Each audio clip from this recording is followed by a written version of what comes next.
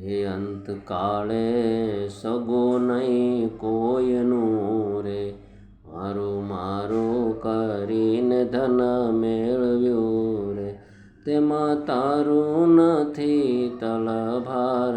અંત કાળે સગું નહીં કોઈનું રે, અંત કાળે લેવાને જમયાવ્યા રે.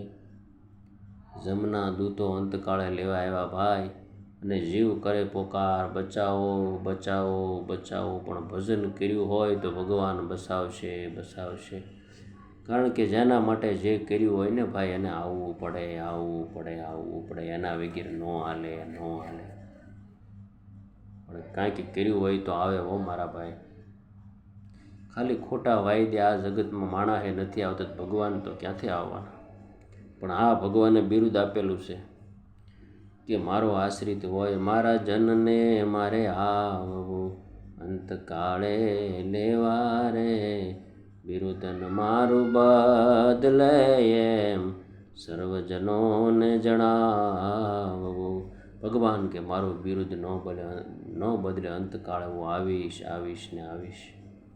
આવા દિવ્ય વચનો આપણને ભગવાન આપતા જાય. તો હવે આપણે શું ખોટ રહી છે તો આપણે આળા કરીએ, આળસ મેલીને પ્રભુને ભજી લઈએ. સાહેબ, આ દેહમાં જ્યાં લગી પ્રાણ છે અને દેહમાં તંદુરસ્તી છે ત્યાં લગી એને વાળો એ વળશે. બાકી એક વખત તમે પથારીમાં પડી ગયા રોગને કારણે, એટલે તમે પરાધીન થઈ જાઓ. તમે પાણીનો ગ્લાસ પણ ન લઈ શકો. એ તમને પરિવારના સભ્યો આપે ને ત્યારે પી શકો.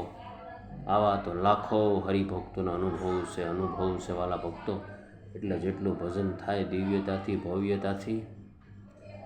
દેવાનંદ સ્વામી તો એમ કે કોઈ કોઈનું નથી રે, કોઈ કોઈનું નથી રે. લામુવાની સંગાથે કોઈ જાતું નથી રે, કોઈ કોઈનું નથી રે.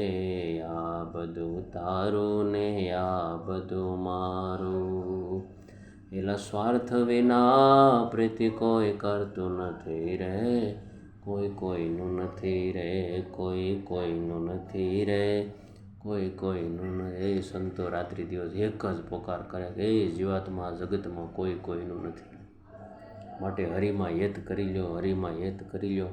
અને હરિમાં હેત કરી લ્યો ને એટલી જ આપણી મૂડી છે. બાકી આ દેહમાં જ્યારે રોગ આવશે ને ત્યારે આપણે હાવ નિસ્તેજ થઈ જાઉં. આપણામાં તેજ જરાય નહીં રહે અને પરાધીનપણું આપણે સ્વીકારવું પડશે મજબૂરીએ કરીને. માટે ભગવાનને ભજી લ્યો. સ્વામિનારાયણ સ્વામિનારાયણ સ્વામિનારાયણ સ્વામિનારાયણ.